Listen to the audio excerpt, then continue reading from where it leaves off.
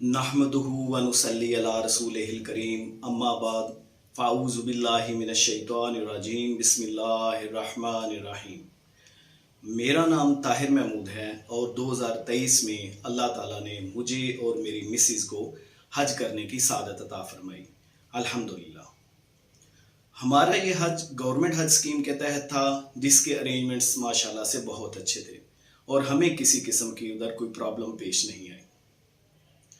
हज के इवेंट के दौरान हमने हुजाज कराम के बारे में कुछ चीज़ें नोट की और हमने सोचा कि अगर इन चीज़ों को इम्प्रूव कर लिया जाए या इन ऑब्जर्वेशंस को इम्प्रूव कर लिया जाए तो हुजाज कराम का हज और आसान हो सकता है।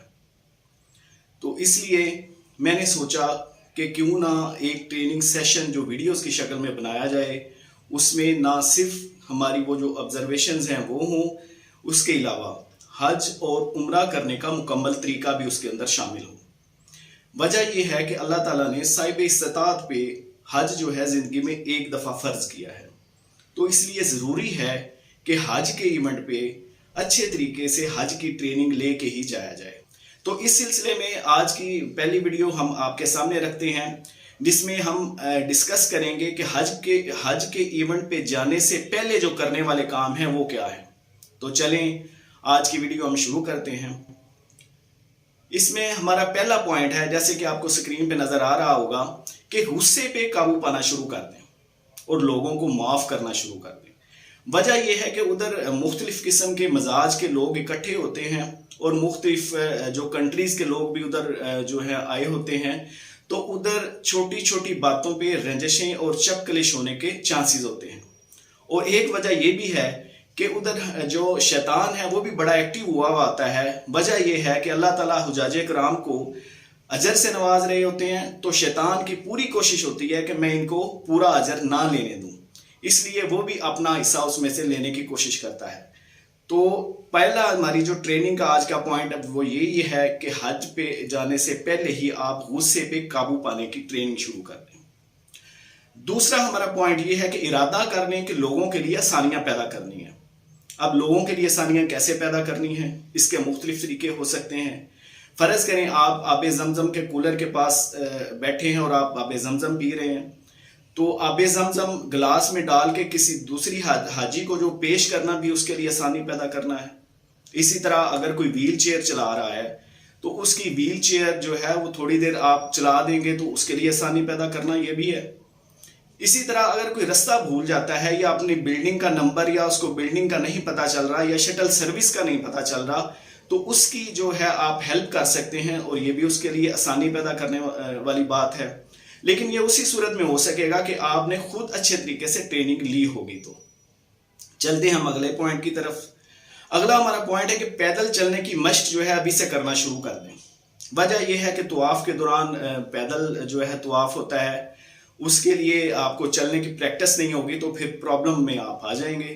तो बेहतर ये है कि आप जूतों के बगैर यानी कि नंगे पांव चलने की भी प्रैक्टिस कर लें। इसी तरह हज के दिनों में भी काफ़ी चलना पड़ सकता है, तो इसलिए आपको प्रैक्टिस होना ज़रूरी है। अगला पॉइंट हमारा ये है कि अपने जिस्म को मौसम की शिद्दत बर्दाश्त करने की आदत अभी से डालना शुरू कर दें। यानी कि उधर गर्मी होती है अच्छी खासी, तो गर्मी को बर्दाश्त करने की आदत आप अभी से जो है वो अपने जिस्म को डालना शुरू कर दें। इसके बाद हमारा अगला पॉइंट है कि हज और उम्रा के अरकान सीख कर जाएं और ज़रूरी जो दुआएं हैं हज और उम्रा की वो कोशिश करें आपको ज़बानी याद हो जाएं। वजह यह है कि अगर आपको ज़ुबानी याद होंगी तो आपके लिए बहुत आसानी हो जाएगी। अगला पॉइंट हमारा ये है कि स्मार्टफोन चलाने की तरबियत ले लें।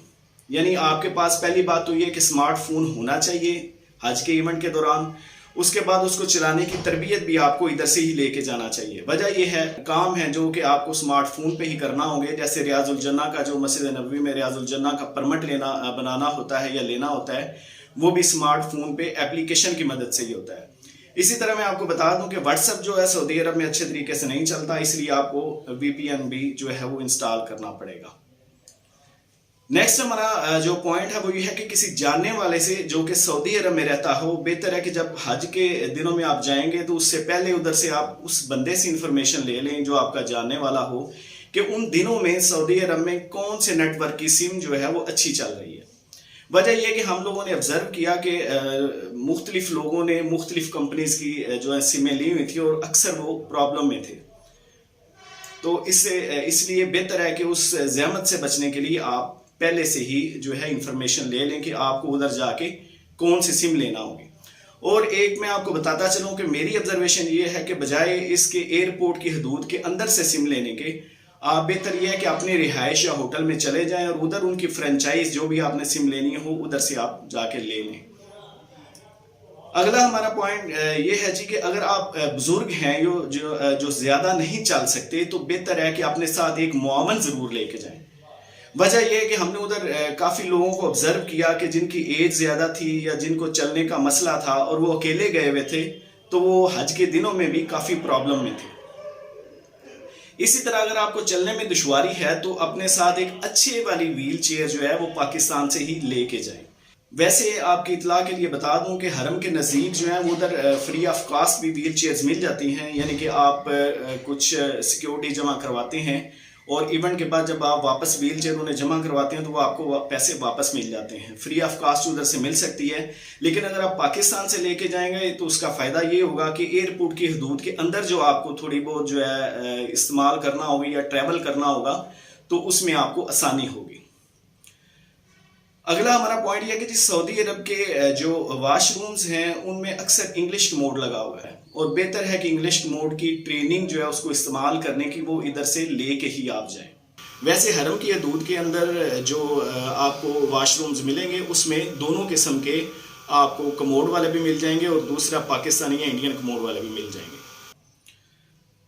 اس میں ایک پوائنٹ یہ ہے کہ شاور کا ذرا مسلم شاور کا جو پریشر ہے اس کو ایڈجسٹ کرنے کی ضرورت ہوتی ہے، وہ آپ پہلے چیک کر لیں. وجہ یہ ہے کہ اگر آپ احرام کی حالت میں ہوں گے اور وہ پریشر زیادہ ہوگا تو آپ پرابلم میں کہیں نہ آ جائیں.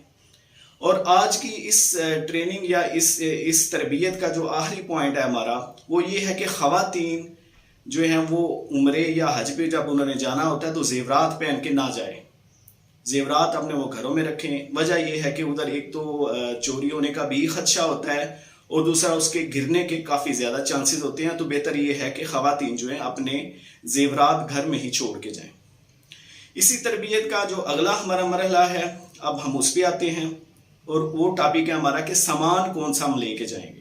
یہ سکرین پہ آپ کے سامنے چیزیں نظر آ رہی ہوں گی، یہ 55 کے قریب آئٹمز ہیں جو ادھر آپ کو جن کی ضرورت پڑ سکتی ہے. یہ ساری وہ آئٹمز ہیں، لیکن میرا مشورہ یہ ہے کہ آپ اس میں سے کم آئٹمز آپ لے کے جائیں. وجہ یہ ہے کہ ان آئٹمز کا سنبھالنے کا بھی مسئلہ ہوتا ہے اور اس کے علاوہ ان کا وزن جو ہے آپ کے پیکج والے جو وزن میں اس میں شامل ہوتا ہے. تو بہتر یہ ہے کہ اس میں سے کم چیزیں لے کے جائیں.